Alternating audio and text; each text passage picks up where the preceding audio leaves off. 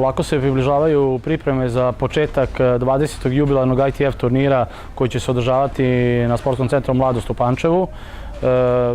Kvalifikacione borbe počinju u nedelju od 9 časova i trajaće čitavog dana u nedelju i ponedeljak. Imamo 32 učesnika u muškoj i 32 učesnika u ženskoj konkurenciji iz svih krajeva Evrope i sveta, da bi nakon toga po 4 najbolja učesnika se plasirala u glavni deo žreba i nastavljaju borbu u utorak, gde se priključuju takođe preostali takmičari i isto će biti žrebovi na 32 u muškoj i u ženskoj konkurenciji.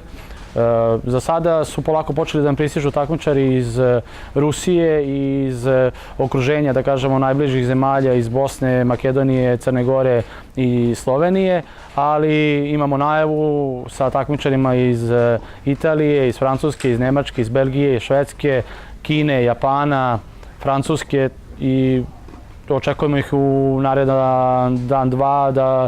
dan, dva da stignu u Pančevo, da budu smešteni ovde i da počnu polako sa pripremama za turnir.